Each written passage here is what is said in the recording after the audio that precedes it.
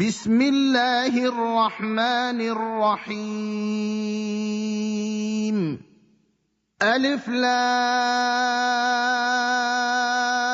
را کتاب انزلناه الیک لتخرج الناس من الظلمات الى النور باذن ربهم الى صراط العزیز الحمید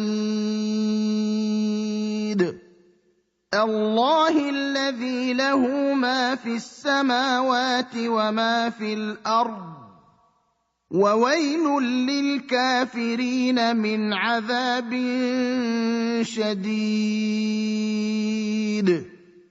الذين يستحبون الحياة الدنيا على الآخرة ويصدون عن سبيل الله ويبغونها عوجا أولئك في ضلال بعيد وما أرسلنا من رسول إلا بلسان قومه ليبين لهم فيضل الله من يشاء ويهدي من يشاء وهو العزيز الحكيم وَلَقَدْ أَرْسَلْنَا مُوسَى بِآيَاتِنَا أَنْ أَخْرِجْ قَوْمَكَ مِنَ الظُّلُمَاتِ إِلَى النُّورِ وَذَكِّرْهُم بِأَيَّامِ اللَّهِ إِنَّ فِي ذَلِكَ نو الحمد للہ رب العالمین والصلاة والسلام علی سید المرسلین محمد وعلی آلہ وصحبہ اجمعین رب اشرح لی صدری ویسر لی امری واحلل عقدۃ من لسانی یفقہوا قولی۔ آج کا ہمارا درس سورہ ابراہیم آیت نمبر 9 سے شروع ہو رہا ہے۔ اعوذ باللہ من الشیطان الرجیم، بسم اللہ الرحمن الرحیم۔ ألم يأتكم نبأ الذين من قبلكم قوم نوح وعاد وثمود والذين من بعدهم لا يعلمهم إلا الله جاءتهم رسلهم بالبينات فردوا أيديهم في أفواههم وقالوا إنا كفرنا بما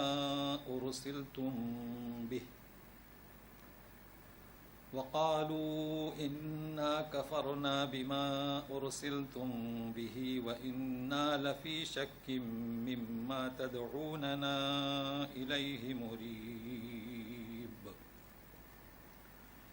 بما أرسلتم به پر میں نے جو یہاں وقف کیا پہلے اور پھر ملایا، یہ تعلیم کے لیے۔ دیکھیے جب میں نے وقف کیا تو بھی، ٹھیک ہے، اور جب ملایا تو بھی، تو اس کا نام ہے مد صلہ۔ ایک ہوتا ہے مد طبی، جیسے ماں، بسم اللہ، مد طبی اس کی طبیعت میں مد ہے، حکم اس کا واجب کے 2 حرکتیں یا 1 الف، یہی اس کا حکم ہے، اس کا نام کیا؟ مد صلہ۔ اب یہ جو میں 2 حرکتیں کہہ رہا ہوں نا، کیوں کہہ رہا ہوں؟ دیکھیے بھی زیر ہے تو زیر 1 حرکت، جب آپ ملائیں گے تو 2 حرکت بھی۔ اب اگر کہوں کہ الف تو سمجھ میں نہیں آئے گا، تو الف زبر اس کے بعد الف ہے تو آ، 2 حرکت، تو 1 الف ہے نا 2 حرکت۔ اچھا دیکھیے اب آپ کا اختیار ہے، اگر آپ رک گئے تو بھی، اپنے یہاں کھڑا زیر، یعنی جو غیر عربی پرنٹ ہے اس میں کھڑا زیر اور الٹا پیش. کیا مطلب الٹا پیش کا؟ 2 حرکت. کھڑا زیر کا 2 حرکت.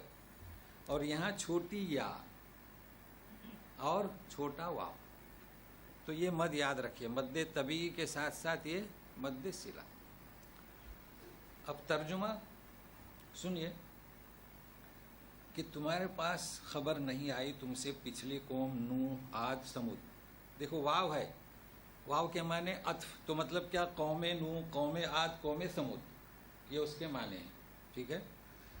اور جو ان کے بعد میں آئے، اللہ کے سوا کوئی نہیں جانتا، آئے رسول بینات لے کر، تو انہوں نے اس کا رد عمل کیا کہ ہاتھ ان کے منہ میں. مختصر ترجمہ آئے اور بولے کہ تم جس چیز کو لے کر گئے ہم اس کا انکار کرتے ہیں اور ہم اس شک میں ہیں جس کی طرف تم ہمیں بلاتے ہو. یہ مختصر سا ترجمہ تاکہ ایک جھلک سی نظر آئے. اب آپ اس بات کو حاضر رکھیے کہ بیان شروع ہو رہا ہے یا موسیٰ ان اخرج قومک من الظلمات، ہے نا. دیکھیے اوپر بھی وَإِذْ قَالَ مُوسَىٰ، پھر ہے وَإِذْ قَالَ مُوسَىٰ، موسیٰ وَقَالَ مُوسَىٰ إِن تَكْفُرُوا، اس کے اوپر والی آیت. تو یہ کیا بات ہو رہی ہے؟ موسیٰ علیہ السلام نے جو اپنی قوم بنی اسرائیل کو نصیحت کی اس کا ذکر آ رہا ہے. لیکن ایک چیز یاد رکھیے، اب یہاں سے جو بیان ہے حالات حاضرہ،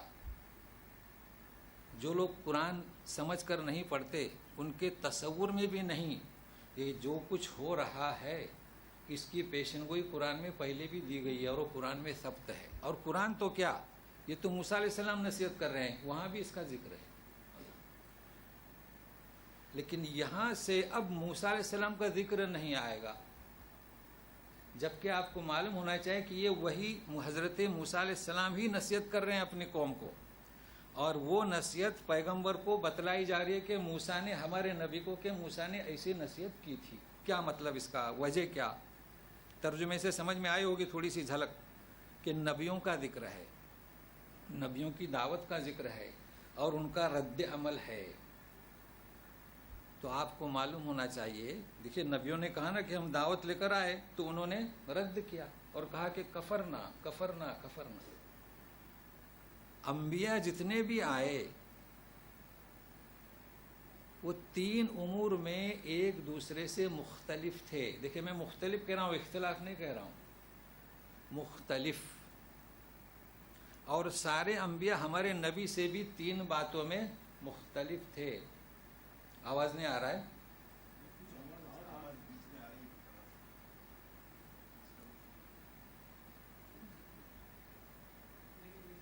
وہ اے سی کا آواز ہے جی. چلو اب چلنے دے درس، دیکھتے. تو 3 امور میں کیا مختلف تھے. کون سے امور؟ سنیے 3 امور کون سے مختلف، سنیے ابھی غور سے، کیونکہ اس پر منحصر ہے درس کا سمجھنا. حالات حاضرہ پر درس ہے.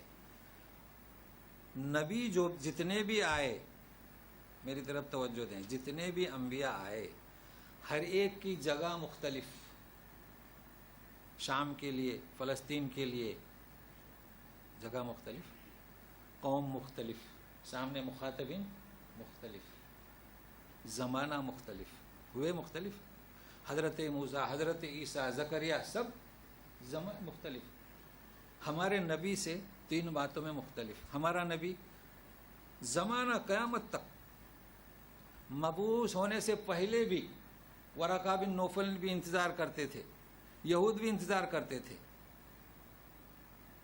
تو زمانہ بھی ان سے سارا زمانہ، سارے لوگ قیامت تک اور ساری زمین.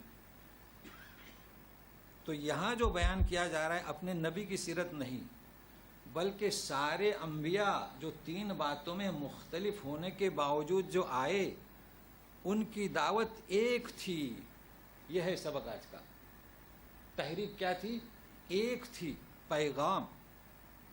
اور ان کے سامنے جو قوم تھی ان کا رد عمل ایک جیسا ہی تھا اور آج بھی وہی ہے. یہ ہے حالات حاضرہ. اب آپ سنیں گے، ظاہر ہے کہ ہمارا جیسے تجوید اور علم، تو سنیے الم یاتکم، کیا تمہارے پاس خبریں نہیں آئی تم سے پچھلی قوم نوح عاد سمود؟ 3 نبیوں کے 3 قوموں کے نام گنوائے. اب کیا کہہ رہے ہیں حضرت موسیٰ اپنی قوم سے؟ اور ان کے بعد میں والذین من بعدہم لا یعلمہم الا اللہ، اللہ کے سوا کوئی نہیں جانتا. تو 2 حصوں میں تقسیم ہو گئے انبیاء.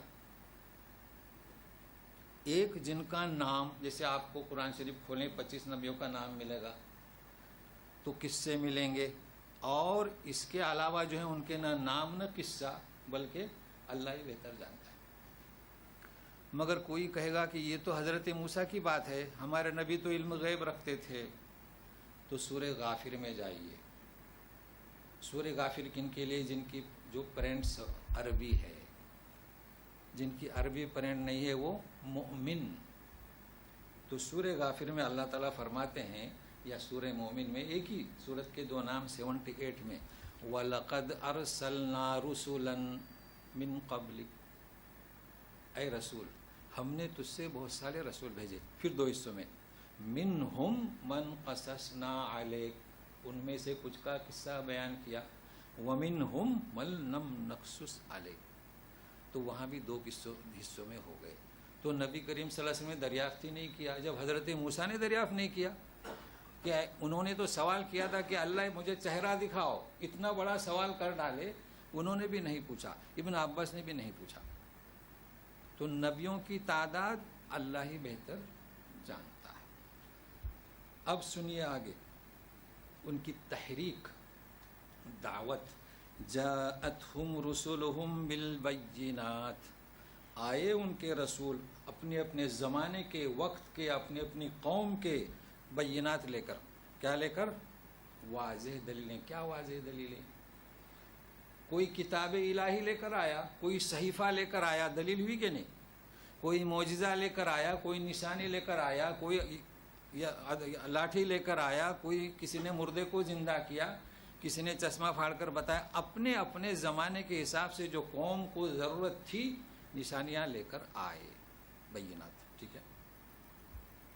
رد عمل سنیے، اردو میں استعمال ہوتا ہے فردو ایدیہم، ہاتھ. ہم یعنی کون؟ کس کے ہاتھ؟ افواہم، فی افواہہم، منہ. کن کے منہ؟ شان قرآنی دیکھیے، تفسیر کھولیے آپ. تو کسی نے کیا لکھا، کسی نے کیا لکھا؟ کسی نے، ہم سے مراد کیا؟ کسی نے لکھا کہ ان منکرین نے اپنے ہاتھ ان کے منہ پر رکھے. ٹھیک ہے. کیا مطلب؟ نبی کسی کا بھتیجا، کسی کا بیٹا، تو اپنے ہاتھ کو اس کو بات مت کرو. ٹھیک ہے. مطلب کیا؟ انہیں بولنے نہیں دیا. آپ کو دوسرا ترجمہ میں ملے گا، اپنے ہاتھ اپنے منہ پہ رکھے. کیا مطلب؟ خاموش، چپ. ٹھیک ہے. تو کسی نے ایک ہی ترجمہ کیا، کسی نے 2 کیے. تو ماسٹر لوگ کیا کہتے ہیں؟ اس میں ہمارے بڑا درس ہے. وہ مجھے بڑا تعجب ہوا کہ علم جب آتا ہے تو سنجیدگی آتی ہے. انہوں نے نہ اسے افضل کہا نہ اسے افضل کہا. کیا کہا؟ یہ شان قرآنی. دیکھیے کیا کہا، جس نے یہ ترجمہ کیا، جس نے یہ کیا، بولے یہ شان قرآنی، قرآن کی یہ بلاغت، یہ فصاحت کہ جو بھی ترجمہ کرو وہ تحمل و برداشت کرتا ہے. مطلب ایک ہی ہے کسی کتاب کی یہ شان. کیسا مثبت پہلو.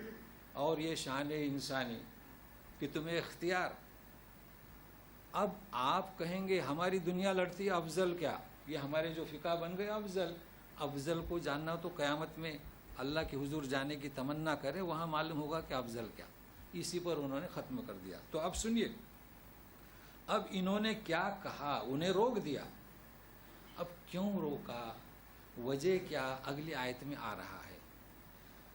وقالوا انا کفرنا، ہم انکار کرتے ہیں، بما ارسلتم بہ، اور بہ ارسل یعنی کیا، بعثت، رسالت.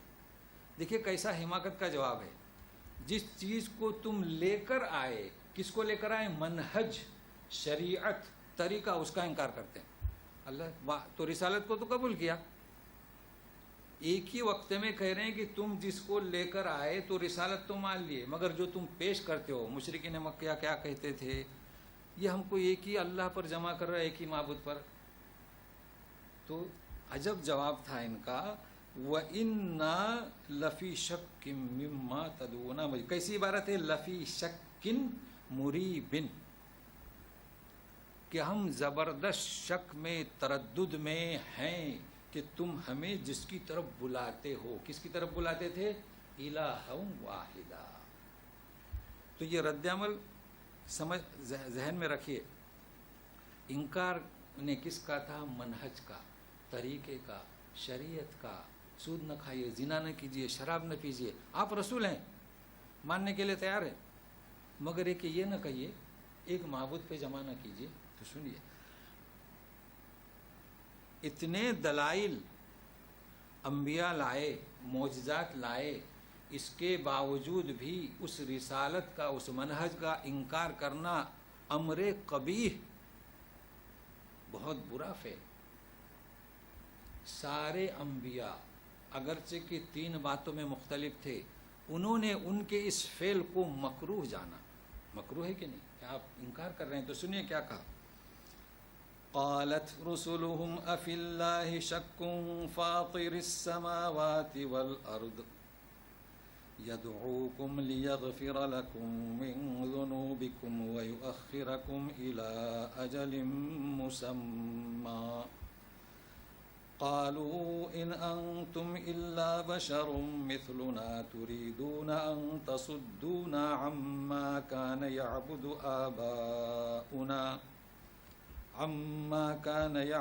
آباؤنا فأتونا بسلطان مبين. دیکھیے، آباؤنا پیش ایک حرکت اور فأتونا 2 حرکتیں. اس کو خیال رکھیے، نہیں تو فأتونا ایک ہی حرکت ہوئی. تو پیش کی ایک حرکت آباؤنا. کیا جواب دیتے ہیں؟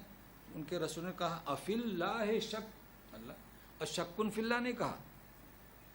اشکن فی اللہ تو خبر ہوئی. اتنا امر قبیح ہے، ہم اتنا مکروہ جانتے ہیں کہ ایسا سوال کر رہے ہیں کہ اس کا جواب یقینی. افی اللہ شک، اللہ کے بارے میں شک کرتے ہو؟ اوہو، کون سا اللہ؟ فاطر السماوات والارض، یعنی کیا؟ فاطر السماوات والارض، کیا؟ بدیع السماوات والارض. بدیع اور فاطر یعنی بغیر نمونے کے پیدا کیا. میں آپ کو بتا چکا ہوں گزشتہ کہ فاطر کے معنی کیا. سورہ اسراء میں بنی اسرائیل میں 51 نمبر کی آیت، هو الذی فطرکم اول مرہ، الذی فطرکم، جس نے پہلی دفعہ پیدا کیا. مگر یہ تو آیت ہمارے لیے آئی، ہم سمجھے. صحابہ کیسے سمجھتے؟ آیتیں تو نازل ہوتی تھی نا. تو ابن عباس کہتے ہیں کہ میں کیسے سمجھا. دیکھیے، آیتیں نازل ہوتی تھی، یاد کر لیتے تھے، ایمان لے آتے تھے. کیا آمنا ثم تعلمنا، ایمان لے آئے لیکن سیکھتے تھے بعد میں. ثم تعلمنا القرآن. تو ابن عباس کہتے ہیں کہ تعلم تو من البدویان، اللہ بدویوں سے میں سیکھ گیا اس فطر کے معنی، جس کو شرع ترجمہ نازل نہیں ہوا تھا نا، کہ فاطر کے معنی. جاءنی یختصمان فی بئر، 2 بدوی آئے، ایک کنویں کے بارے میں جھگڑ رہے تھے. یہ کہتا تھا میرا، یہ کہتا تھا میرا. اللہ، کنواں کس کا؟ کس کا کنواں؟ دیکھیے کیسے اعتراف کرتے ہیں. دلائل کیا، شواہد کیا. اس نے بھی یہ بھی پانی دیا، صفائی کیا، اس کو مزین کیا. ایک نے بولا انی فطرتھا. ابن عباس سمجھ گئے کیا مطلب انی فطرتھا. ابتدا تو میں نے اسے کھودا، کچھ نہیں تھا یہاں. اور دوسرے نے یہ نہیں کہا. تو کہنے کا مقصد یہ کہ ان کے جو قرآن کے جو الفاظ ہیں اب یہ استعمال نہیں ہوتے، مگر وہاں بدوی استعمال کرتے تھے. تو بہرحال فاطر السماوات والارض، یہ وہ ہے جس نے آسمان و زمین کو بغیر نمونے کے پیدا کیا. اور وہ اعتراف کرتے تھے. پوچھئے، کہتے تھے اللہ. پھر تم شک کیسے کرتے ہو؟ اسی کا تو یہ اس نے بھیجا ہے منہج. سنیے، یدعوکم لیغفر لکم، وہ تمہیں بلا رہا ہے، کیوں؟ لیغفر لکم من ذنوبکم، اللہ آؤ تاکہ تمہارے گناہ معاف کرے۔ لیکن من کیا مطلب؟ من جو آتا ہے تبعیدیہ، من کے معنی سارے نہیں، تو یہ من کو خیال میں رکھیے۔ کس سے خطاب ہے اس کو بھی خیال میں رکھیے، کس سے؟ ساروں کو سنانا ہے جو ایمان نہیں لائے، انبیاء نے کسے دعوت دی جو مومن نہیں تھے۔ 3 جگہ پر یہ آیت آئی ہے، اس کو ذہن میں رکھیے۔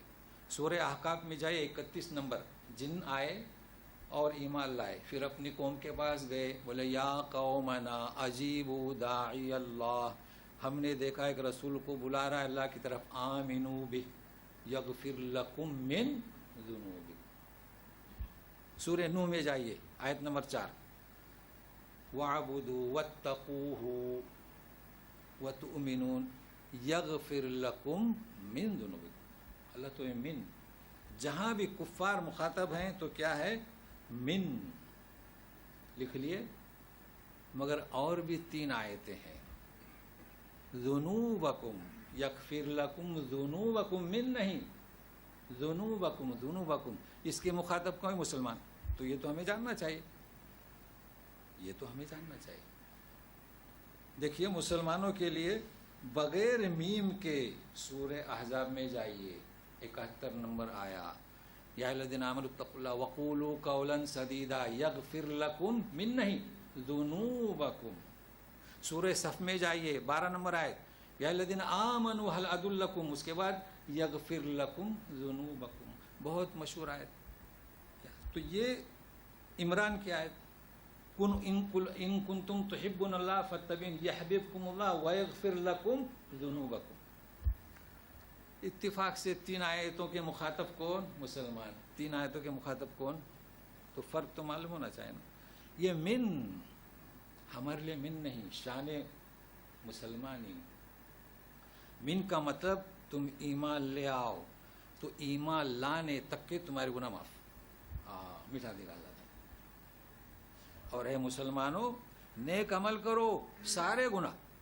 اللہ اللہ، کیا شان ہے مسلمانی ہے۔ ہم آپس میں لڑ رہے ہیں، اللہ اللہ کہتے ہیں آئیے، اللہ کہتے ہیں آئیے، ہم تو تفریق میں لگ گئے، کبائر صغائر اس میں لگ گئے۔ ارے کبائر کو تو اللہ معاف کر دیں گے، اور جب نماز پڑھو گے، وضو کرو گے، مسح کرو گے تو پانی گرنے سے پہلے صغائر بھی دھل جاتے ہیں۔ اس لیے کیا فرمایا؟ من ذنوبکم نہیں، کیا فرمایا؟ ذنوبکم۔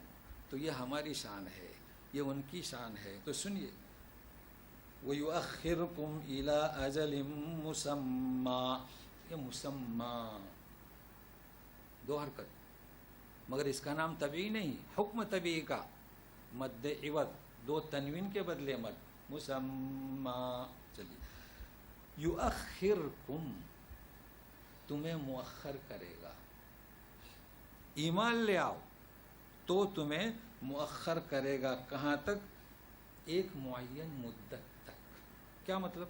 بظاہر مطلب یہ ہے کہ اگر ایمان نہیں لائے تو ابھی ہلاک، ٹھیک ہے نا، اور اگر ایمان لائے تو ایک مدت تک تمہیں مہلت۔ وہ کیا؟ قضاء، قدر۔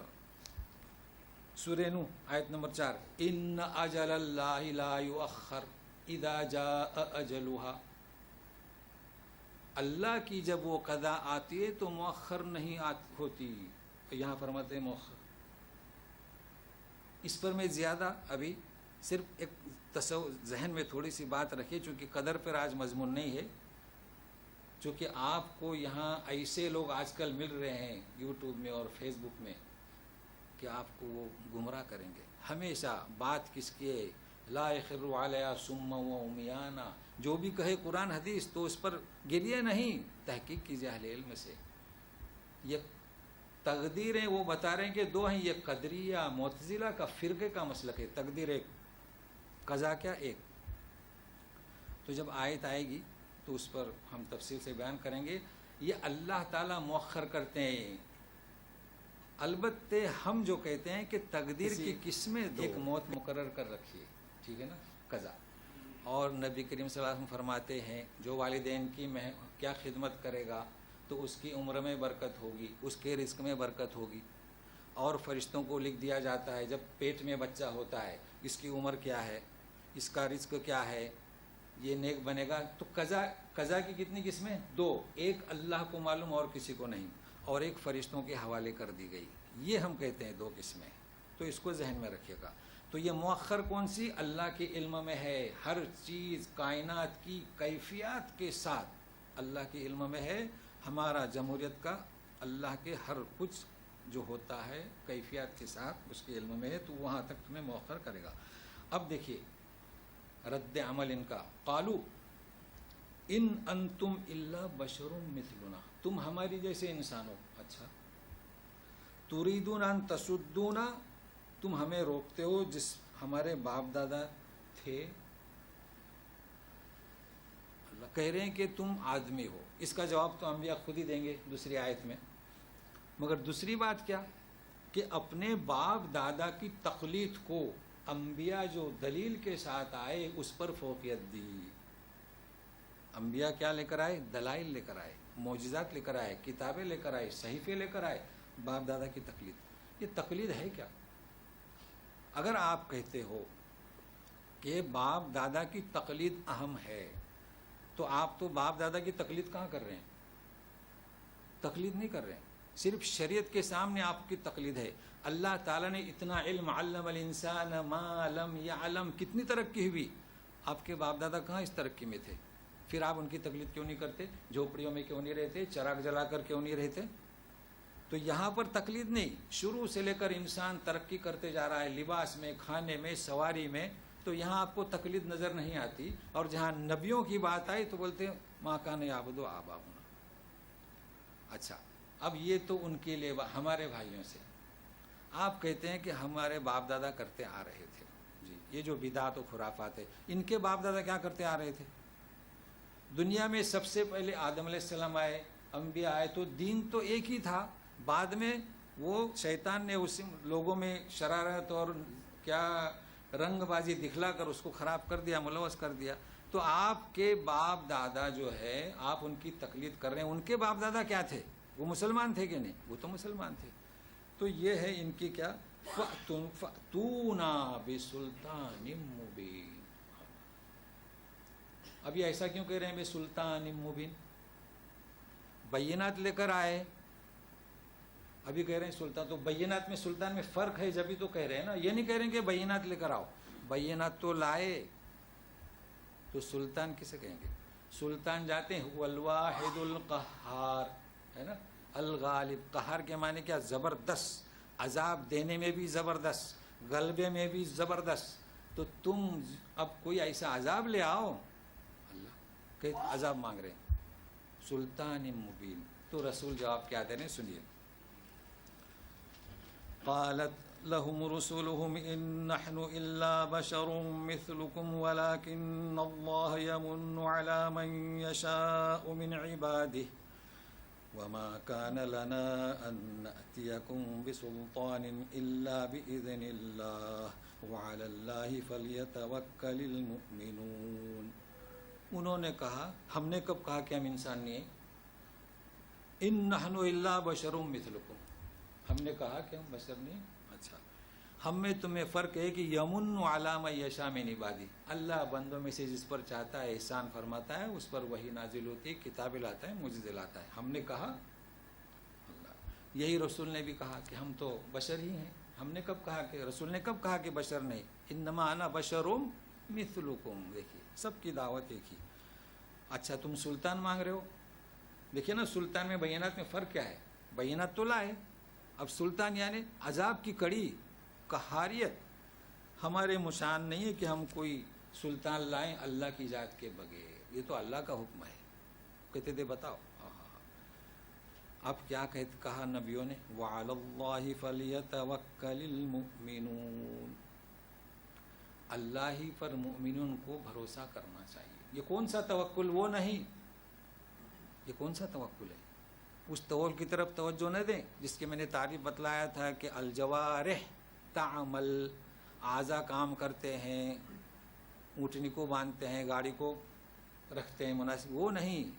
والقلوب تؤمن، یہ کون سا توکل ہے؟ وہ توکل کی بات نہیں ہو رہی ہے. یہ مجرمین کے سامنے بات ہے. مجرمین تحریک کا انکار کر رہے ہیں، رسول سے کہہ رہے ہیں کہ قہاری نشانی لے کر آؤ، عذاب لے کر آؤ، بات کو تسلیم نہیں کر رہے ہیں، ان کے سامنے کہا جا رہا ہے کہ ہم توکل کریں، تو یہ کون سا توکل ہے؟ یہ توکل یہ ہے کہ اب یہ ہماری بات کو تسلیم نہیں کر رہے ہیں، اب ہمارے ایمان کو، ہماری تحریک کو ثابت رکھنے کے لیے اللہ ہی پر بھروسہ مومنوں کو کرنا چاہیے۔ بہت اہم بات ہے، ورنہ ایک وائس تو یہاں سے بھی اس طرف چلے جاتا ہے، وہ توکل کی بات نہیں ہو رہی۔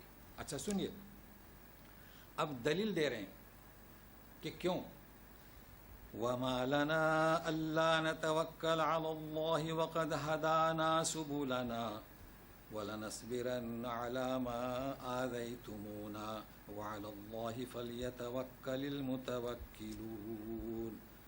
دلیل کیوں ہم اللہ پر بھروسہ نہ کریں جبکہ اس نے ہمارے لیے راستوں کی رہبری کی، سبولانا، ٹھیک ہے، اور ہم ضرور صبر کریں گے جو تم ہمیں ایذا دو گے۔ دیکھیے کون سا توکل ہے یہ؟ مجرمین کے سامنے وہ علی اللہ، اللہ پر ہی چاہیے کہ توکل کرنے والے توکل کریں۔ کیا بات ہے؟ دیکھیے جب انہوں نے دعوت پیش کی، آپ تصور کر سکتے ہیں کہ حالات حاضرہ پر قرآن بیان کرتا ہے۔ حالات حاضرہ کیا، مستقبل کے بھی حالات پر قرآن بحث کرتا ہے۔ کیا کرتے تھے؟ غلاموں کو مارتے تھے، بند کرتے تھے، نبیوں کو شہید بھی کیا ہے، تکلیفیں، بائیکاٹ، کھانا پینا جانتے ہیں، میں تفصیل میں نہیں جانا چاہتا ہوں، تفصیل تو حالات حاضرہ۔ تو کہتے ہیں کہ تم جو بھی تکلیف ہمیں دو گے، ہم کیا کریں گے؟ اللہ ہی پر بھروسہ کہ تمہارے مقابلے میں اللہ ہماری کفالت کرے گا، ٹھیک ہے؟ کیوں؟ ہدانا سبلنا، اللہ سبل کیا؟ صراط تو ایک ہی ہے، اس نے ہمارے راستوں میں رہبری اس نے کی۔ راستہ کون سا؟ صراط تو ایک ہی ہے، لیکن راستہ کئی راستے ہیں، انفرادی، اجتماعی، عائلی، بازاری، معیشت، معاشرت، کئی راہ ہیں۔ دیکھیے انسان جب دین پر چلتا ہے تو کتنی راہیں ہیں اس کی۔ دیکھیے ہم کماتے ہیں، تجارت کرتے ہیں، تو ہر راستے پر اس نے ہماری کیا؟ رہبری کی۔ ورنہ غلط فہمی نہ ہو، دین اس کا دین تو ایک ہے، یہاں راہ ہے، راہ بتائی جا رہی ہے۔ اب سنیے، ہم تو ضرور صبر کریں گے اور توکل کرنا چاہے توکل کرنے والوں۔ اب ذرا ساتھ میں رہیے، اوپر ہے فَلْيَتَوَكَّلِ الْمُؤْمِنُونَ، ہے نا، مؤمن، اور نیچے کیا ہے؟ متوکلون۔ کیا مطلب؟ کیا آیت ڈبل نہیں آئی ہے؟ دونوں کا مطلب کیا؟ علامہ توسی، ان سے دوسری آیت میں یہ کہا جا رہا ہے کہ اے لوگو، شان مؤمن، مؤمنین کے جیسا توکل کرو۔ کس کے جیسا؟ مؤمنین کے جیسا۔ تو اب جو بتا رہا ہوں کیفیت توکل، وہ تعریف توکل تھی کہ اعضاء سے کام کرو، اٹھنی باندھو، گاڑیاں بند کرو، وہ تو تعریف تھی، یہ تعریف نہیں۔ کیا فرماتے ہیں؟ الاعضاء فی العبودیہ والقلوب فی الربوبیہ والاطمینان فی الکفائیہ۔ کیا مطلب؟ ہم جب کوئی بھی عمل کریں، زبان کا بھی، تو ہمارا مطلب کیا ہو؟ عبادت ہو۔ گاڑی چلائیں عبادت میں، اور جب یقین کریں تو ربوبیت کا یقین کریں۔ یہ کون سا یقین ہے کہ مسجد میں گئے، مسجد سے باہر آئے، سارے اعمال کرتے ہیں اور ہمارا یقین کس پر؟ دوسرے پر۔ تو رب کون؟ رب السماوات والارض، پالن ہار۔ تو مؤمنین جیسا توکل کرو، کیسا؟ عبادت میں، ربوبیت میں، اور اطمینان کیسا؟ کفایہ۔ کیا مطلب کفایہ؟ مطلب کیا کہ اگر کوئی مشکل پیش آئے تو صبر، اور خوشحالی ہو تو شکر۔ تو شان مومن دیکھیے، شان مومن کی مثال دی جا رہی ہے، اور کون مثال دے رہے ہیں؟ موسیٰ علیہ السلام، پھر نبی کریم صلی اللہ علیہ وسلم کو۔ اب اگلی آیت ذرا جم کے رہی۔ کبھی آپ نے سوچا تھا رسولوں سے کیا کہا؟ انہوں نے رسولوں سے کیا کہا؟ ہمارا ملک چھوڑ دیجئے، نہیں تو ہمارے گھر واپس آئیے۔ یہی تو آج کہا جا رہا ہے۔ گھر واپسی سوچا تھا کبھی؟ اور کوئی تعویل نہیں، کوئی تعبیر نہیں کر رہا ہوں، آپ سنیے. وقال الذين كفروا لرسلهم لنخرجنكم من أرضنا أو لتعودن في ملتنا فأوحى إليهم ربهم لنهلكن الظالمين وَلَنُسْكِنَنَّكُمُ الْأَرْضَ مِنْ بَعْدِهِمْ ذَلِكَ لِمَنْ خَافَ مَقَامِي وَخَافَ وَعِيدِ. کیا ترجمہ کریں گے؟ کیا کہا ان رسولوں سے؟ لَنُخْرِجَنَّكُمْ مِنْ أَرْضِنَا، ہماری زمین سے چلے جاؤ، چھوڑ دو، خالی کرو. جی انہوں نے تو کہا تھا کہ چلے جاؤ، دھمکی دی تھی. اَوْ لَتَعُودُنَّ فِي مِلَّتِنَا، کیا مطلب؟ گھر واپسی. کیوں ایسا؟ اس کو سمجھنا، ایسا کیوں کہا ایسا؟ جانتے ہیں آپ؟ جتنے بھی انبیاء آئے، ان کی تحریک کیا تھی؟ ان کی سوسائٹی کیا تھی؟ ان کا اقتدار اعلیٰ تھا، چاہے انفرادی، اجتماعی، تمدن، معاشرتی، معاشی، اقتدار اعلیٰ، اللہ رب العزت کا حکم. اور یہ جو طاقتیں جو باطل کی تھیں انبیاء کے سامنے، یہ کیسی تھیں؟ انہوں نے پہلی کہا کہ ما ارسلن بہ، جو تم منہج لے کر آئے وہ ان کے منہج کو پسند نہیں کرتی تھی، اس لیے کہ شراب، زنا، سود تو انہیں قبول کر سکتی ہیں کیا؟ مطلب کیوں کہا؟ اگر قتل کرتے ہیں تو ان کے ورثہ انتقام لیتے ہیں، لہٰذا دو ہی چیزوں انہوں نے اختیار کی، یا تو چھوڑ کر چلے جاؤ یا کہ گھر واپس آ جاؤ. اچھا واپس آنا کیوں کہہ رہے ہیں؟ اس لیے کہ انبیاء جب آتے ہیں وہ خاموش زندگی گزارتے ہیں 40 سال تک. کبھی بھی غلطی، ابراہیم علیہ السلام دیکھیے، دیکھ رہے تھے کہ باپ خود بدھ بناتا ہے، بازاروں میں بیچتا ہے، رسی سے باندھ کر کھینچتا ہے. جب ہوش آیا تو بولے یا ابا یہ کیا؟ تو لوگ کیا سمجھتے ہیں کہ ہمارے دین میں تھا، اس لیے ان سے کہتے تھے کہ واپس آ جاؤ. انہیں پتہ نہیں کہ اصل دین کیا ہے، اسلام. تو گھر واپسی نہیں، یہ تو انہی کی بات اب کہی جا رہی ہے. لیکن میں یہ کہتا ہوں پہلے یہ درس ختم کریں، پھر کچھ اس پر تبصرہ. ایسے وقت میں، حالات حاضرہ میں ہمیں یہی کہہ رہے ہیں جو نبیوں سے کہا تھا نا. اب کیا کرنا ہے؟ میں ہمیشہ کہتا ہوں ہمیں کچھ نہیں کرنا ہے. ہمیں نہ کوئی انتقام کے لیے کوئی زور و قوت، نہ کسی پارٹی میں جائیں اگر کوئی گمراہ کر رہا ہے تو. کیا کرنا ہے؟ اللہ کیا کہہ رہے ہیں؟ میں نہیں کہتا ہوں، اللہ تعالیٰ فرماتے ہیں جس نے ایسا کہا نبیوں کو، فَأَوْحَى إِلَيْهِمْ رَبُّهُمْ، ان کے رب نے نبیوں سے کہا، تم سے کہا کہ خالی کرو، گھر واپس آ جاؤ. لَنُهْلِكَنَّ الظَّالِمِينَ. کیا چاہیے اور؟ کیا فرمایا؟ ایسے لوگوں کو اب ان کے موت کا وقت قریب آیا، ہلاکت کا وقت قریب آیا. تو یہ ہم اس کے مزداق کب بنیں گے؟ ہمیں کیا کرنا ہے؟ مسلم بننا ہے، مومن بننا ہے. ٹھیک ہے؟ اور کیا فرماتے سنیے. تو جس کی موت آتی ہے، جس شیر کی، وہ شہر میں آتا ہے. وَلَنُسْكِنَنَّكُمُ الْأَرْضَ مِنْ بَعْدِهِمْ، ہلاکی نہیں کریں گے، یہ زمین تمہاری ہے، تمہیں اس کا حقدار بنائیں گے. اور یہی ہوا.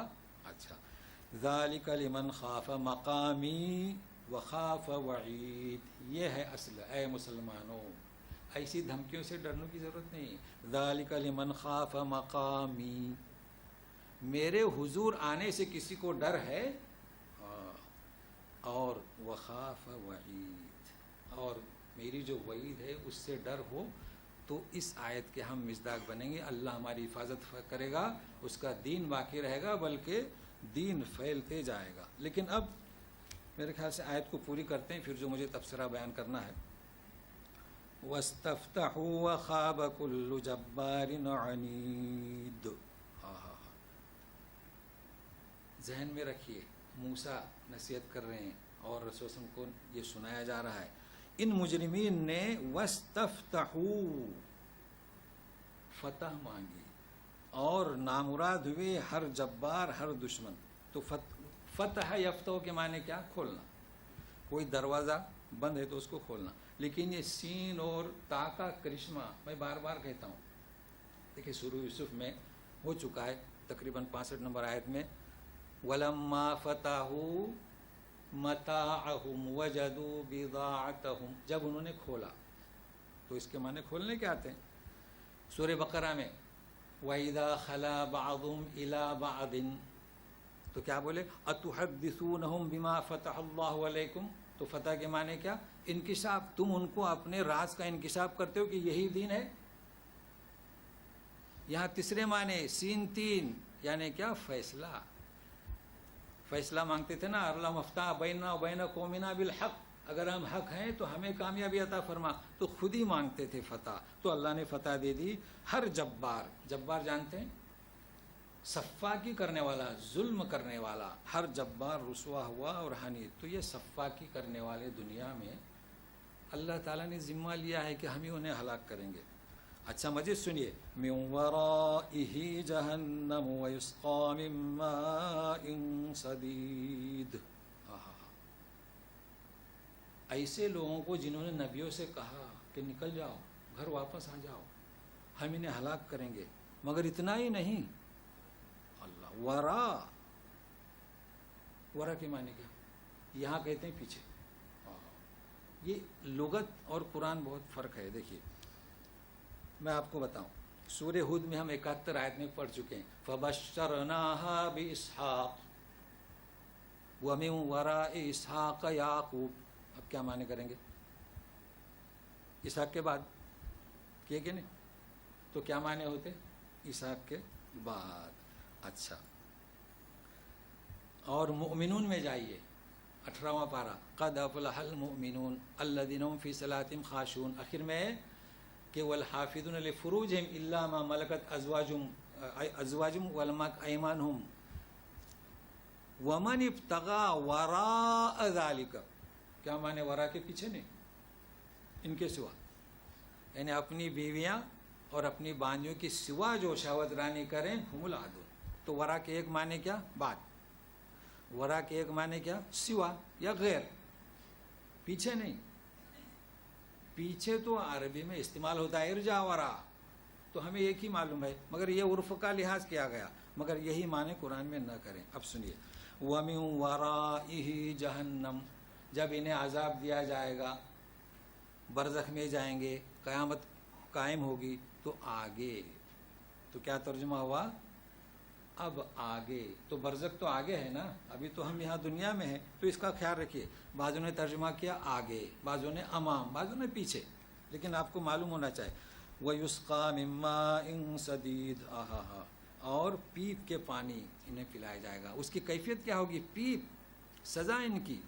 يَتَجَرَّعُهُ وَلَا يَكَادُ يُسِيغُهُ وَيَأْتِيهِ الْمَوْتُ مِن كُلِّ مَكَانٍ وَمَا هُوَ بِمَيِّتٍ وَمِن وَرَائِهِ عَذَابٌ غَلِيظٌ. پھر ورایا یتجرع، گھونٹ گھونٹ پیے گا. اما گھونٹ گھونٹ کب پیتا ہے؟ جب چائے گرم ہوتی ہے، پانی بہت گرم ہوتا ہے، تو یہ پینے کے لائق نہیں. یقاد یسیغہ، کوشش کرے گا کہ جائے. ویاتہ اللہ، اتنا گرم اور پیپ کا پانی. یاتہ الموت من کل مکان، ہر طرف سے موت. موت وہ مرنے والا نہیں. لا یموت فیہا ولا یحیا. کس کی سزا؟ جو کہتا ہے کہ چھوڑو، ہمارے گھر واپس آ جاؤ. وَمِن وَرَائِهِ عَذَابٌ غَلِيظٌ، اس کے سوا یا اس کے بعد، اب جو بھی ترجمہ کریں، سخت عذاب ہے. اچھا، ان کی مثال اب دی جا رہی ہے. مَثَلُ الَّذِينَ كَفَرُوا بِرَبِّهِمْ أَعْمَالُهُمْ كَرَمَادٍ اشْتَدَّتْ بِهِ الرِّيحُ فِي يَوْمٍ عَاصِفٍ لَا يَقْدِرُونَ مِمَّا كَسَبُوا عَلَى شَيْءٍ ذَلِكَ هُوَ الضَّلَالُ الْبَعِيدُ. ان کے اعمال جیسے کہ راخ اشتدت، میں نے کہا رما دینش، یہ تجوید کا قاعدہ ہے. راکھ ہو اور فی یومن آصف، آندھی کے دن اس پر ہوا تیز چلی جائے. بتائے اس راکھ کا کیا ہوگا؟ انہوں نے راکھ جمع کر کے رکھی ہے ڈھیر. کنہوں نے؟ یہ کہنے والوں نے، کفاروں نے. اور ہوا نے اڑا دیا. تو یہ اعمال کس کے؟ کفاروں کے. جو بھی خیر خیرات کر رہے ہیں نا، یہ ان کی حقیقت ہے کہ جیسے کہ راکھ، آندھی آئے گی اڑا دے گی. لا یقدرون مما کسبوا علی شیء، جمع کر سکتے ہیں. تو قیامت کے دن ان کے یہ حوصلے جو اس وقت اس دنیا میں ہیں اور ڈینگے مار رہے ہیں، فخر کر رہے ہیں اسلام کے خلاف، انہیں معلوم ہونا چاہیے کہ قیامت میں ان کے اعمال کی حالت ہوگی. ذالک هو الضلال البعید، بہت ہی دور کی گمراہی. اس سے بڑھ کر کوئی گمراہی ہے کہ انسان محنت کرے، جمع کرے، ہوا اس کو اڑا دے، راکھ بنا دے. تو یہ ہے حالات حاضرہ. اب میں آپ کو بتانا چاہتا ہوں کہ یہ جو کلام ہے سنایا تھا نبیوں کے تعلق سے، ٹھیک ہے. اچھا، اب بتائیے کہ پوری دنیا میں اس وقت نبیوں کا کام کرنے والے موجود ہیں، ہے کہ نہیں؟ آپ لیجئے دارالعلوم دیوبند لیجئے، بڑے بڑے شیخ ہیں. تحریک اہل حدیث لیجئے، بڑے شیخ ہیں. جماعت اسلامی لیجئے، بڑے شیخ ہیں. علماء جو بیٹھے ہیں ٹاپ کے ہیں نا، مفتیان کرام ہیں. تو میں یہ سمجھانا چاہتا ہوں، میرا مدعا یہ کہ عالمیت، مذہبیت اور اقتدار و سیاست، اس کا کیا جوڑ ہے؟ کیا بات ہے؟ دیکھیے، اقتدار جو ہے مسلمانوں کی ایک قیادت ہے اور انہیں یہ برداشت نہیں کرتے. ٹھیک ہے؟ کیوں نہیں کرتے؟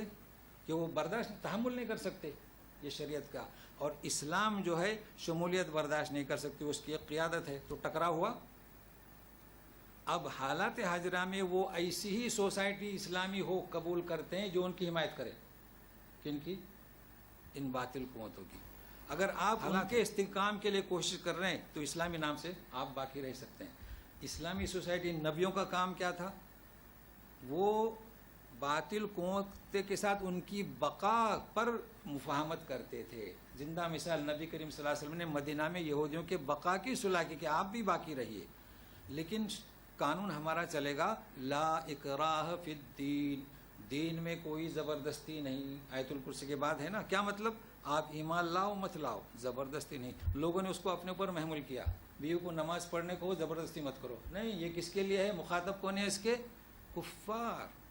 تو کہنا یہ چاہتا تھا، اب کافی ہے اتنا. آج دیکھ رہے ہیں جنہوں نے ان کے استحکام کے لیے کوشش کی چند دن آج جیلوں میں بیٹھے ہیں.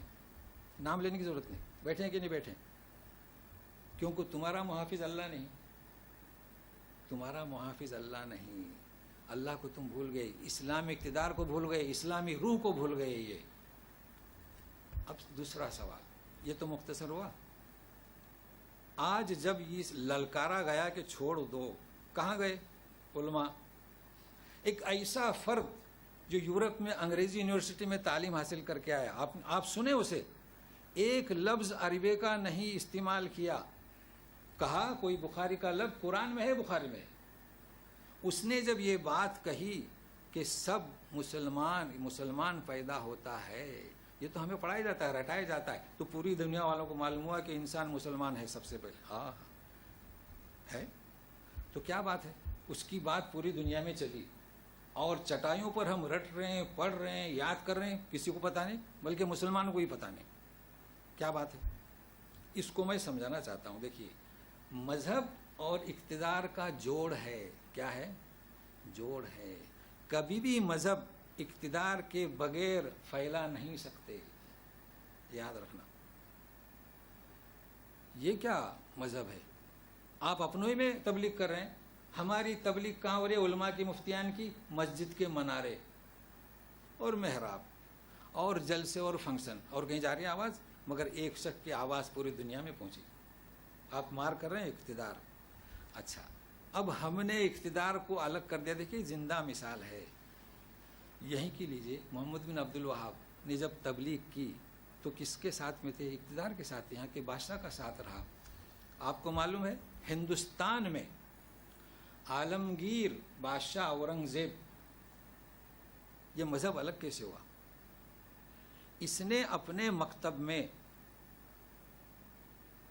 دینی مسائل حل کرنے کے لیے مولانا نظام الدین کو قائم کیا. اس وقت بغداد سے جو کتابیں لائی تھی وہ فقہ حنفی پر تھی، تو انہوں نے اسے جاری کیا. اس کا نام کیا؟ درس نظامی. آپ سوچتے ہیں کہ درس نظامی ہے کیا؟ تو اورنگزیب کے محل میں، آپ محل میں کہیے، آفس میں کہیے، دفتر میں کہیے، یہ وہاں پر انہوں نے مکتب کھولا، مدرسہ کھولا، اور یہ کیوں پڑھاتے تھے؟ تاکہ کوئی آئے میاں بیوی کا جھگڑا تو حل کرو. اب جو فقہ تھا اسے انہوں نے سامنے رکھا.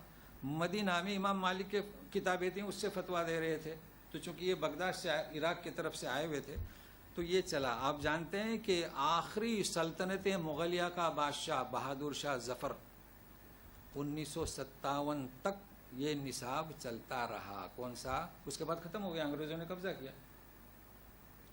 1857. جی 1857. اس کے بعد انگریزوں نے جب قبضہ کیا تو 1867 یعنی 10 سال کے بعد دیوبند دارالعلوم کا قیام ہوا. تو دیکھیے 1857 پہ چراغ گل ہو گیا، درس نظامی چل رہا تھا. اس کے بعد 1867 میں پھر درس نظامی کی طرف متوجہ ہوئے. دیوبند والوں نے کیا کیا؟ چونکہ اسلام باقی رہے تو اس میں بھی کچھ ترمیم کی اور طب کو اور کتابت کو داخل کیا، اور اس طریقے سے یہ مسئلہ چلا. اب یہ بات کے لوگوں میں اتنی تنگی آ گئی کہ اس نصاب کو مذہب تک ہی محدود رکھ دیا، مسجد، ممبر اور اپنے اپنے مسلمانوں کے فنکشن اور مجلسیں. اب آپ بتائیں کہ آواز باہر کیسے جائے گی؟ تو یہ فرق کیوں ہوا؟ یہ فرق نہیں تھا. بادشاہوں نے یہ نصاب اپنے گھر میں ان کے تعاون سے، تو یقین رکھیے کہ مسلمانوں کو چاہیے کہ ہمت کریں اور اپنے پیغام کو پہنچانے کی کوشش کریں اور مذہب کو کردار کو الگ نہ کریں. اسی صورت میں یہ ہمارے یہاں جو نقصان آ رہا ہے. اور دوسری چیز تو میں بتلایا کہ ہمیں کچھ کرنے کی ضرورت نہیں سوائے کہ ہم مومن بنیں. باقی رہا اللہ تعالیٰ نے ہماری ذمہ داری لی ہے، اور جب اللہ تعالیٰ یہ فرما رہے ہیں کہ ہم انہیں ہلاک کریں گے، اس کو آپ پر قابض کریں گے، تو امید رکھنی چاہیے. مگر ایسے بنیے، ایسے بنیے. اب دنیا حیران ہے، پریشان ہے. ہمارا مسلم پرسنل بورڈ ہے، ان کی بھی آواز نہیں گونجی، وہ بھی عالم ہیں، لیکن یہ شخص جو ہے کہہ رہا ہے، آپ سنیں، اس کو غور کریں. بس یہی کہنا تھا. اب کچھ یہ اس کو وہاں لگاتے ہیں، دوسرا درس شروع کرتے ہیں.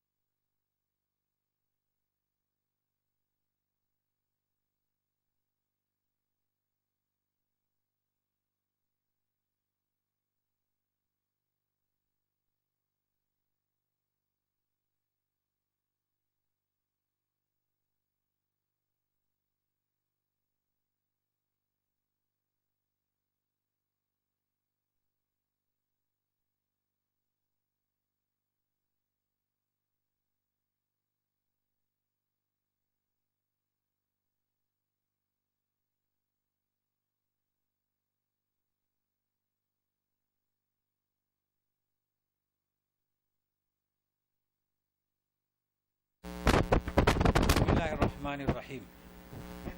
جی ہم آج شروع کرتے ہیں جابر بن عبداللہ رضی اللہ تعالیٰ عنہ کے سلسلے میں مختصر سی بات.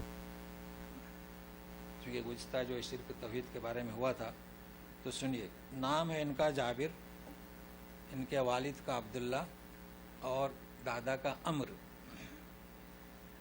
ان کے بارے میں مشہور ہے بیعت عقبہ ثانیہ. یہ جو نبی کریم صلی اللہ علیہ وسلم صاحب ابتدائی حالات تھے مکہ کے، تو آپ حج کے موسم میں جایا کرتے تھے. تو عقبہ اولا میں مدینہ کے چند حضرات وہ ایمان لائے اور مدینہ چلے گئے. اس کے بعد عقبہ ثانیہ، اس میں 72 کے قریب افراد آئے. ان میں ان کے والد تھے عبداللہ جابر رضی اللہ عنہ کے. کئی احادیث ان سے وارد ہیں.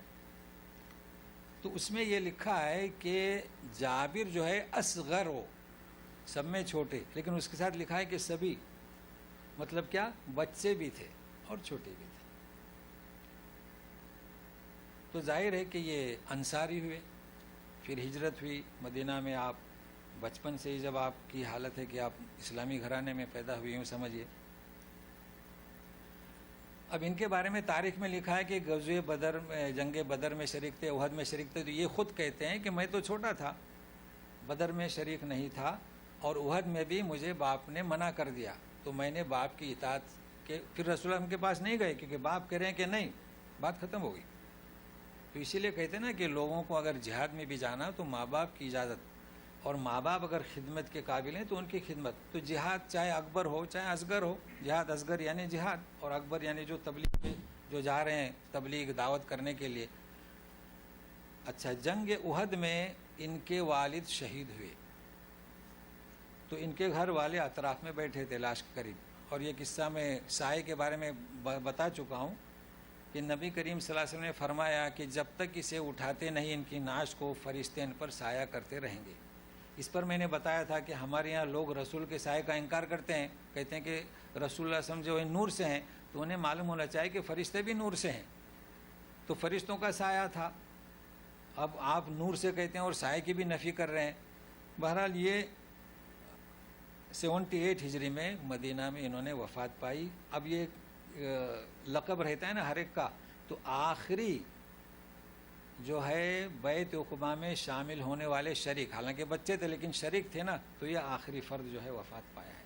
اچھا، ان کے تعلق سے کچھ احادیث ہیں، اکثر ہم دعا پڑھتے ہیں، یہ انہی سے مروی اللہ، مطلب نبی کریم صلی اللہ علیہ وسلم سے، مگر راوی یہ ہیں، انہوں نے پھر وہ پہنچی ہے بخاری مسلم تک۔ اللہم انی اعوذ بک من عذاب القبر ومن عذاب جہنم ومن فتنۃ المحیا والممات ومن شر فتنۃ المسیح الدجال، یہ دعا ہے۔ پھر ہمارے یہاں لوگوں نے علامہ فتیملی کا اضافہ کر دیا، وہ حضرت جابر کی روایت میں نہیں ہے، اتنے ہی بس، یہ ان سے روایت ہے۔ اور انہی سے وہ مروی ہے کہ نجاشی بادشاہ جب انتقال ہوا تو انہوں نے روایت کیا ہے کہ نبی کریم صلی اللہ علیہ وسلم نے فرمایا کہ نجاشی دوسری زمین میں، تمہارا بھائی دوسری زمین میں فوت ہوا، پھر آپ نے نماز قائم کی جنازے کی، تو میں دوسری صف میں تھا، چونکہ چھوٹے تھے نا۔ تو یہاں سے ہی مسئلہ نکلا ہے کہ نماز جنازہ غائبانہ، اس لیے اکثر حضرات غائبانہ نماز جنازہ ادا کرتے ہیں۔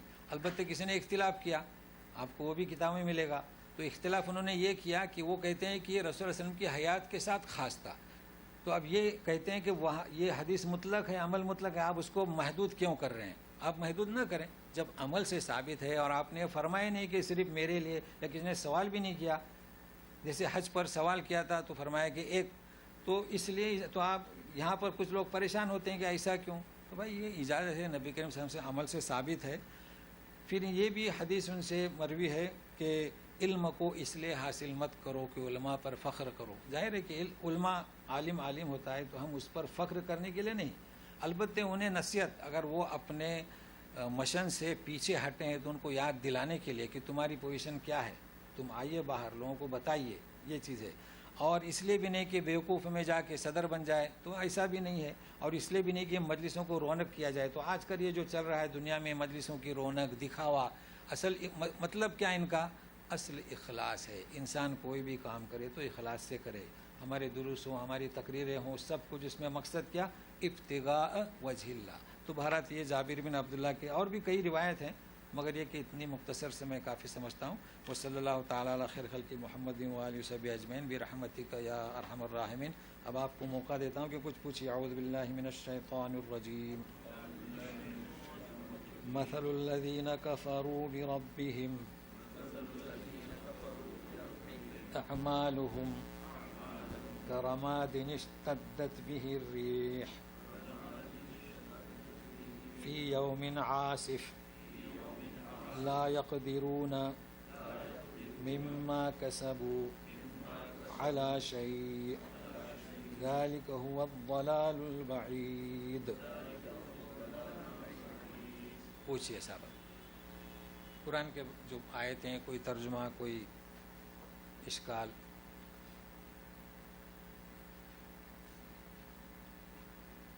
ہم نے اپنے اصول کو پابند رکھتے ہوئے، یعنی دیکھیے حالات حاضرہ پر کئی ہے، کچھ کہنا ہے تو سوال کر سکتے ہیں۔ ہاں، اصل میں گھر واپسی اسی کا ترجمہ ہے نا، کہ اب انہوں نے کیا کہ لَتَعُودُنَّ فِي مِلَّتِنَا، یعنی ہماری ملت میں واپس آ جاؤ، یعنی ان کا جو دین تھا، یعنی شرک، اس میں واپس آ جاؤ۔ تو تو نبیوں نے، اب ظاہر ہے کہ جب وہ کہہ رہے ہیں تو انبیاء کا بھی، وہ بھی آخر بشر تھے نا، تو اللہ تعالیٰ نے ان کے دل کو مطمئن کرنے کے لیے وہی بھیجی کہ گھبرانے کی ضرورت نہیں، ہم ظالموں کو یہ سزا دیں گے، نہ آپ کی گھر واپسی ہوگی، نہ آپ یہاں سے نکلیں گے، ٹھیک ہے نا۔ اب ہم بھی اسی کے مصداق ہیں کہ ہم نبیوں والے بنے، نبیوں کی سیرت والے بنے، تو ہمارے لیے بھی یہ کہ ایسا ناممکن ہے۔ وہ چیخ رہے ہیں، چلا رہے ہیں، باقی ان کے لیے سزا ہے، مگر ان تک یہ پیغام پہنچائے کون؟ چونکہ ہم لوگوں نے ہمارا پیغام اب اتنے، جو خاص مجھے کہنا تھا کہ اتنے مدارس ہیں بڑے بڑے، کسی نے آواز نہیں نکالی؟ کسی کے علم میں ہے؟ ایک فرد آواز نکالتا ہے، جو کہاں پڑھا ہے؟ امریکہ لندن میں پڑھا ہوا ہے، ہاں انگلینڈ میں، جی۔ تو یہ میں کہنا چاہتا تھا، تو میں اپنے لوگوں کو دعوت دیتا ہوں، ہمارے اس میں، ہمارے لوگوں میں کیا ہے کہ کوئی سیاسی لیڈر ہے تو اس سے ہم مکروہ جانتے ہیں، وہ ہمارا لیڈر ہے، ہم ہی افضل ہیں، چونکہ ہم مدارس میں پڑھے ہوئے ہیں، ہم مفتیان کرام ہیں، جبکہ وہ اصل پیغام تو اس نے پہنچایا۔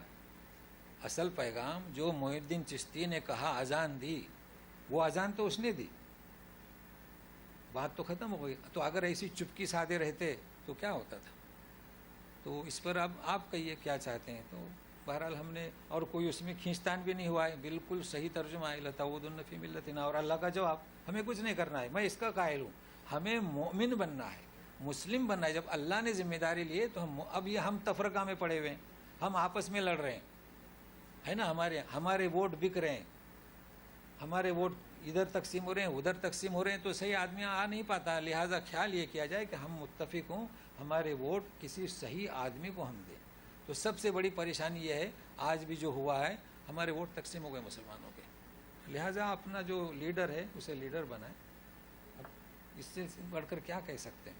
اور میں ہمیشہ کہتا ہوں کہ اقتدار تو آپ جائیے، مگر یہ اقتدار نہیں کہ ایک جماعت بنا لی، ہتھیار لے لیے، اس کا نام اقتدار نہیں۔ آپ جائیے پارٹی، آج کل اقتدار کیا، پارٹی میں حصہ لیں، آ جائیں، دیکھیے اقتدار میں گیا یہ شخص جس نے اعلان کیا، اگر وہ مدرسے کا ہوتا تو مسجد تک یہ آواز جاتی تھی۔ تو کوشش کریں۔ اب یہ تو میری طرف سے میں نے کہا، آپ بھی کچھ پوچھئے۔ اچھا، نام کیا ہے؟ پارلیمنٹ کا ممبر، ہاں کیوں تو آپ، جی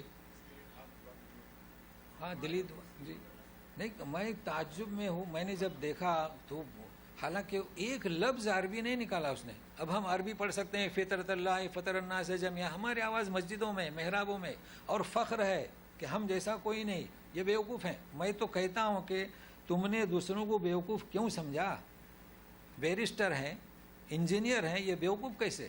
اور ہم نے چٹائی پر تعلیم حاصل کی تو ہم افضل ہو گئے۔ یہ سوچ جو ہماری بدلی کرنا ہے، سوچ، کیونکہ کبھی آپ کام نہیں کر سکتے۔ یہ جو ہم کام کر رہے ہیں صرف اپنی فیملی کو سدھارنے، گھریلو کام کر رہے ہیں، اس کی ہماری آواز باہر نہیں جاتی ہے۔ دیکھو ایک آواز کہاں پوری دنیا میں گونجی، بتائے مسلمانوں کو معلوم تھا؟ یہ تو مدرسے وہاں پڑھتا ہے انہیں معلوم تھا، باقی کس کو معلوم تھا؟ تو کیا کیا جائے؟ مدرسے والے مختص ہو گئے، مدارس، ٹھیک ہے، نہیں وہ تو میں نے اشارے میں کہا نا، چونکہ وہ ان کے استحکام کے لیے باتیں کرتے ہیں۔ دیکھیے آپ کو سوسائٹی کب قبول کرے گی؟ یہ جب کہ آپ ان کے استحکام کے لیے کام کریں۔ کب تک کرو گے؟ جیلوں میں بیٹھے ہیں، نام نہیں لیا، دیکھیں آپ، میں نے اشارتاً کہہ دیا ہوں کہاں بیٹھے ہیں۔ جی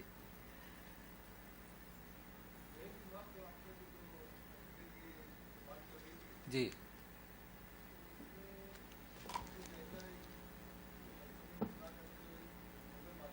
ہاں